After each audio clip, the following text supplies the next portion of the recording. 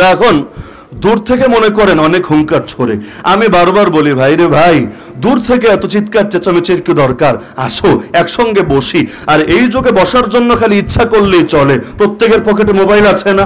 মোবাইলে ঢোকো, তুমি লাইভে আসো, আরে একসঙ্গে ডিবেট হোক, অনলাইন ডিবেট। যে কোনো মুহূর্তে বসতে আমরা রাজি। যদি রাত 3টায় বলো রাত 3টায় রাজি, যদি সকাল 12টায় বলো সকাল 12টায় রাজি, যখন বলবা তখন রাজি।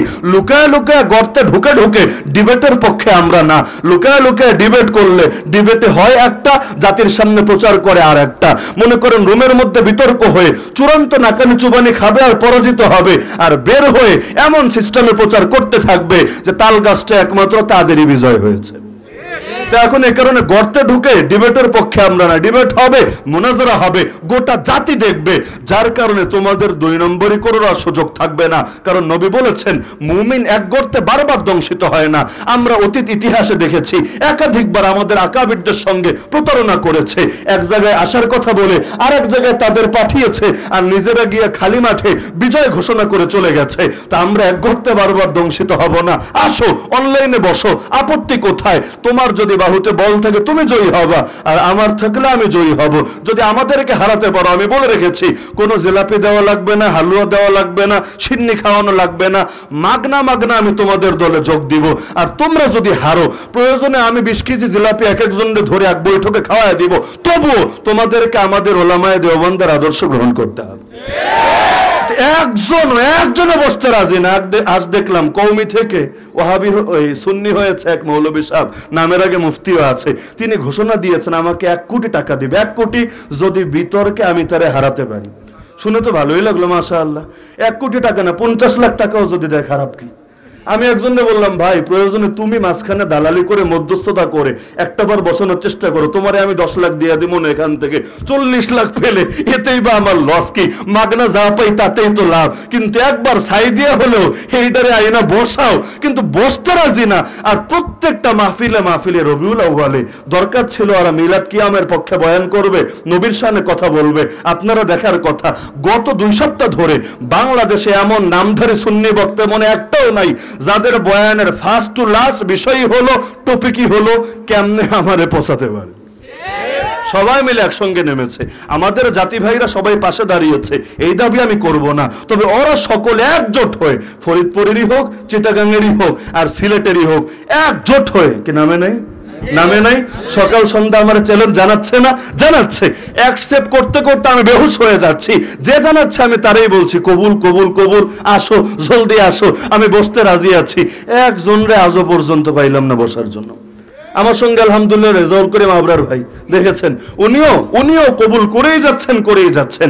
কিন্তু এক পক্ষে খালি কবুল বলছে, আর এক পক্ষে টর্চ লাইট দিয়ে খুঁজে পাওয়া যাচ্ছে। তো এখন এভাবে চলছে। তো যেটা বলছিলাম, যে যখন সামনাসামনি মোকাবেলা হয় তখন আর চাপাবাজের সুযোগ থাকে না, তখন বাস্তবেই বোঝা যায় কার বাহুতে কত বল। নাস্তিকরা আগে অনেক চিল্লাচিল্লি করতো, হুজুররা ধর্মের অপব্যাখ্যা করে, ইসলামটাকে বিকৃত করে। আর খাঁটি ইসলাম ওরাই বোঝে, ইসলামের সহি মেসেজটা ওদের কাছে আছে। আগে ফাঁকা মাঠে এই কথাগুলো বলে অনেককে বিভ্রান্ত করত। কিন্তু আপনারা দেখেছেন, কয়েকটা বার যখন হুজুরদের সঙ্গে টকশোতে বসলো, এখন একটা নাস্তিকও আর বসতে রাজি হয় না। কারণ প্রত্যেকটা টকশোতে নাকানি চুবানি খেয়ে ওদেরকে যেতে হয়েছে। তো হালতটা তো এমনই, যে হুজুরদেরকে জেল খাটিয়েছে, অপরাধ কি জানেন?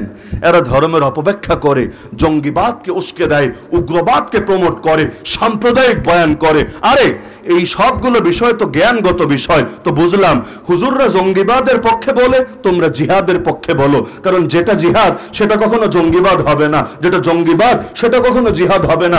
জঙ্গিবাদের অর্থ তো ভালো না, পারিভাষিক অর্থ। শাব্দিক অর্থে তো জং মানে যুদ্ধ, জঙ্গি মানে যোদ্ধা, জঙ্গিবাদ মানে যুদ্ধ সংক্রান্ত মতবাদ। কিন্তু শাব্দিক অর্থ দিয়ে তো আর দেশ চলে না। শাব্দিক অর্থ দিয়ে যদি দেশ চলতো, বাংলাদেশে দর্জি যেগুলো আছে না, ওদের আনুগত্য করা আপনাদের জন্য ফরজে আইন হয়ে যেত। কারণ দর্জিদেরকে খলিফা বলে না, নাকি বলে না? সুনামগঞ্জে খলিফা বলে কিনা?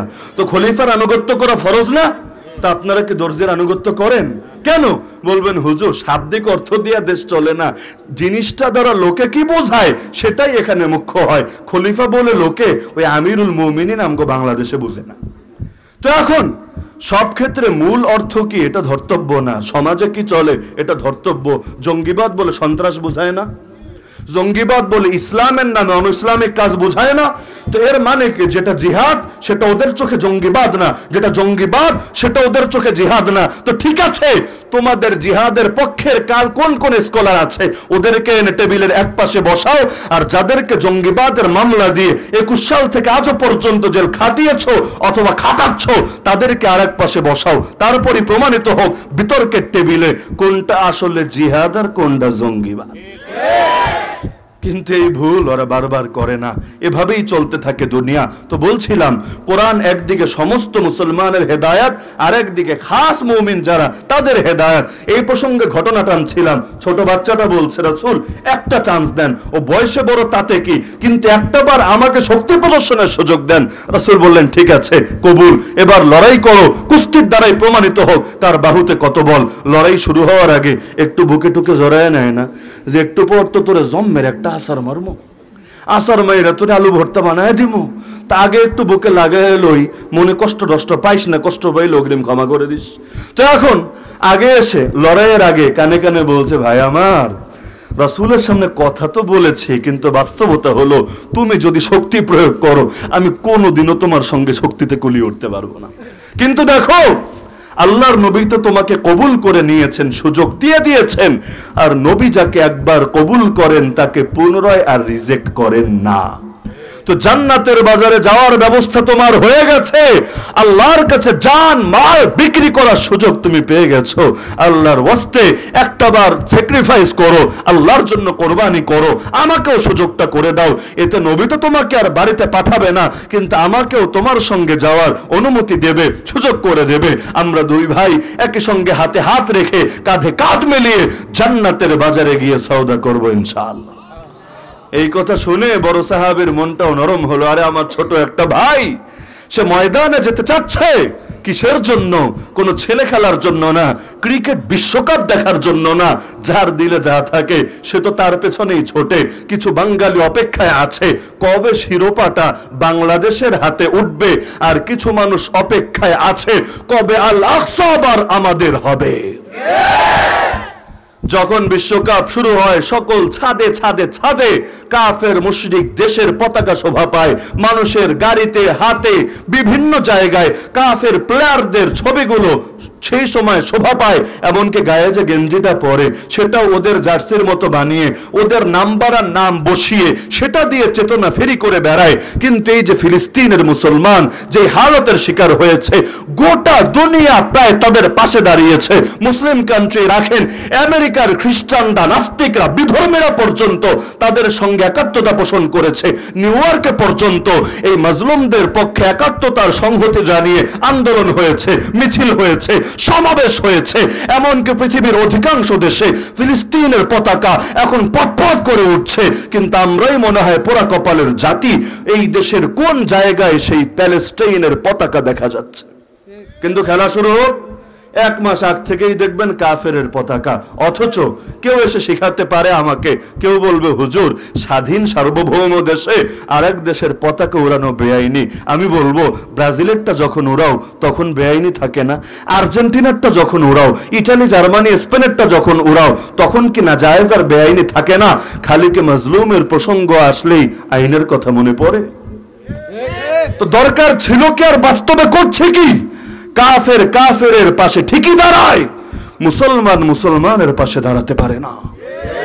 আর ইসরায়েলের উপর সামান্য একটু হামলা করলো, ওরা এতকাল যা মেরেছে তার 1000 ভাগের 1 ভাগও হয় নাই। কিন্তু দেখেন দুনিয়ার বড় বড় সুপার পাওয়ার গুলো তো দাঁড়ালোই। জো বাইডেন শুধু দাঁড়ায় নাই, রণতরী পাঠিয়ে দিয়েছে। ইমানুয়েল ম্যাক্রো, জাস্টিন ট্রুডো, যারা শান্তির বার্তা প্রচার করে তারা পর্যন্ত ইসরায়েলের পাশে দাঁড়িয়েছে। এমনকি মধ্যপ্রাচ্যের জর্ডান এটাও গাদ্দারি করে মাজলুম ফিলিস্তিনের পক্ষে না দাঁড়িয়ে ইসরায়েলের পক্ষে সাফাই গাইতে শুরু করেছে। সবচাইতে অবাক লেগেছে জেলেনস্কি, ইউক্রেনের প্রেসিডেন্ট। বেচারার তো দরকার ছিল তুই নিজে মাইর খাচ্ছিস, আর এক মাজলুমের দরদ তুই অন্তত বুঝবি। কিন্তু এই জালেমের বাচ্চা জালেমও মাজলুমের পাশে না দাঁড়িয়ে উল্টো ইহুদিদেরকে শক্তি যোগাচ্ছে। কে আছে ফিলিস্তিনের পাশে? কে? বাংলাদেশ থেকে কি করা দরকার ছিল? কি করছি আমরা? বলবেন কিছুই করার নাই। কে বলেছে কিছু করার নাই? অন্তত টাকা পয়সা দিয়ে সাহায্য করা যেত কি যেত না? রাষ্ট্রীয়ভাবে এটার জন্য কেউ মামলা খেতেন না। বাংলাদেশের প্রধানমন্ত্রী পর্যন্ত ফিলিস্তিনের পক্ষে বলে নাই, বলেন না, বলে নাই। ইসরায়েলের পক্ষে আমেরিকা দাঁড়িয়ে আছে, আর বাংলাদেশের সঙ্গে আমেরিকার এখন একটু একটু দুশ্মনী তৈরি হয়েছে। তো এখন স্বাভাবিকভাবেই বাংলাদেশ ফিলিস্তিনের পক্ষে থাকবে, এটাই ভূরাজনীতির বাস্তবতা। তো এখন যদি কেউ ফিলিস্তিনের পক্ষে এই দেশে উদ্যোগ নিয়ে কাজ করে, ফান্ড কালেকশন করে, আমি এটা কনফিডেন্স নিয়ে বলছি, তার কোনো ক্ষতি হবে না। কিন্তু এই কাজ আমার জানা মতে কে শুরু করেছে এখন? এর মধ্যে দেখেন কুনুতে নাজেলা ফজরের নামাজে, এটাও আল্লাহ নবীর সুন্নাত ছিল না? শেখুল ইসলাম আল্লামা তকি উসমানী হাফিজাহুল্লাহ তিনিও গুরুত্ব দিয়ে বলেছেন, ভাই দুইটার যে কোনো একটা করো, হয়তো ফজরের নামাজে কুনুতে নাজেলা পড়ো। কুনুতে নাজেলা মানে হলো মাজলুমের পক্ষে দোয়া, জালেমের বিপক্ষে বদদোয়া। ফজরের নামাজের ফরজের দ্বিতীয় রাকাতে রুকু থেকে যখন ওঠেন সামি আল্লাহু লিমান হামিদা বলে, এরপর যে বাক্য বলেন রব্বানা লাকাল হাম, তারপরে একটা দোয়া আছে কুনুতে নাজেলা, আল্লাহুম্মা হদিনা ফিমান হাদাইত ওয়া আফিনা ফিমান আফাইত ওয়া তাওয়াল্লানা ফিমান তাওয়াল্লাইত ওয়া বারিক লানা ফিমা আতাইত ওয়া কিনা ওয়াসরিফ আন্না শাররা মা কাদাইত। লম্বা দোয়া। আবার চাইলে এর সঙ্গে নিজেদের পক্ষ থেকেও মাজলুমের পক্ষে দোয়ার, জালেমের বিপক্ষে সুন্দর সুন্দর বদদোয়া শামিল করা যায়। আচ্ছা, এই জিনিসটা করা আমাদের সকলের জন্য সম্ভব ছিল কিনা? অথচ সাধারণ মসজিদ রাখেন, এই দেশের কওমি মাদ্রাসার এমন মসজিদও আমার জানা মতে কম আছে যেখানে এই মাজলুমের পক্ষে আর জালেমের বিপক্ষে ফজরের নামাজে কুনুতে নাজিলা পড়ে আল্লাহর কাছে সাহায্য চাওয়া হয়েছে। অথচ এটা আমাদের প্রত্যেকের জন্য সম্ভব ছিল। দরকার ছিল ইমাম সাহেবদেরকে এটার জন্য চাপ দেওয়া হবে। আল্লাহ নবী টানা 40 দিন পর্যন্ত কাফেরদের বিরুদ্ধে ফজরের নামাজে কুনুতে নাজিলা পড়ে বদদোয়া করেছেন। শেখুল ইসলাম আল্লামা তকি উসমানী হাফিজাহুল্লাহ এটা বলেছেন, যদি নামাজে একান্ত নাও পড়ো, তবু অন্তত অন্তত অন্তত নামাজে সালামটা ফিরিয়ে মাজলুমের পক্ষে আর জালেমের বিপক্ষে দোয়া করো। কিন্তু এই দোয়াটা করার গরজ অনুভব করি না, বরং কষ্ট লাগে। আরে মাজলুমের পক্ষে বলার যদি কলিজা না থাকে চুপ থাকো, জালেমের বিপক্ষে বলতে যদি জানের ভয় হয় মুখ বন্ধ রাখো। কিন্তু মাজলুমের বিপক্ষে বলে মাজলুমের কাটা গায়ে নুনে ছিটা দেওয়া, এর চাইতে বড় গাদ্দারি আর ধোঁকাবাজি কি হতে পারে? কিন্তু আমাদের দেশের কিছু রিয়ালখোর এই মিশনে নিয়ে নেমেছে। তারা এই ফিলিস্তিনের এই প্রতিরোধের মধ্যে খালি ইরানের গন্ধ খুঁজে পাচ্ছে। ইরান যেগুলো শিয়ারা করাচ্ছে, মুসলমানদের ক্ষতির জন্য করাচ্ছে, তো বুঝলাম শিয়ার খারাপ, মুসলমানের ক্ষতি করে। তোমরা কি করেছো? মাজলুমের জন্য কি করেছো? ইমারত ইসলামিয়া সিংহরা তো বলেছে আমাদেরকে খালি যাওয়ার সুযোগটা দাও, ইনশাআল্লাহ আমরাই আল আকসাকে মুক্ত করে তোমাদের হাতে তুলে দেব। কিন্তু এই হিম্মত দেখাতে পেরেছি আমরা? বলেন না পেরেছি? তো কোথায় নবীর সাহাবীরা? আরে বদরের ময়দানে আবু জাহালকে মেরেছিল কারা জানেন? বড় কোনো বীর বাহাদুর না। খালেদ বিন ওয়ালিদ তো মুসলমানই হয় নাই তখনও যে খালেদ বিন ওয়ালিদ মারবে, বা ওমরের মতো হামজার মতো বীর বাহাদুররা তারে মারবে না। জাস্ট দুইটা ছোট বাচ্চা, একজনের নাম মুআজ আর একজনের নাম মুআওয়াজ। সহিহ বুখারীর riwayat, সাহাবী আব্দুর রহমান বিন আওফ রাদিয়াল্লাহু আনহু বলেন, আরে বদরের ময়দান তো কত কঠিন একটা ময়দান। তিনি বলেন, আমি যুদ্ধের প্রান্তে এক জায়গায় দাঁড়িয়েছিলাম, হঠাৎ দেখি আমার দুই পাশে দুইটা ছোট বাচ্চা। তারা আমাকে জিজ্ঞেস করলো, চাচা আবু জাহাল কে? একটু আমাদেরকে দেখিয়ে দেন। তিনি বলেন, এই কথা শুনে আমি অবাক হয়ে গেলাম। আরে বাচ্চা পোলাপান আবু জাহালটা চিনে করবেটা কি? আমি বললাম, আরে আবু জাহাল তো আজকের যুদ্ধের কমান্ডার ইন চিফ, সৈয়দ আহলিল ওয়াদি, সে তো এই কুরাইশের নেতা, যুদ্ধের লিড দিচ্ছে সে। তোমরা তাকে দেখে কি করবে? ছোট বাচ্চা, অত ফিক ফতোয়ার মাইরপ্যাট জানে না, কোনটা ফরজে আইন, কোনটা ফরজে কিফায়া, শর্ত কি, রুকুন কি, সব ঠিকঠাক আছে কিনা, অত কিছু বোঝে না। সরল ভাবে জবাব দিল, চাচা শুনেছি সে আল্লাহর নবীকে গালি দেয়, আল্লাহর নামে কসম খেয়েছি একবার যদি আজকর দেখা পাই, যতক্ষণ পর্যন্ত দুইজনের যার কপালে আগে মরণ লেখা তার মরণ না হয়, আমরা ওরে ছেড়ে কথা বলবো।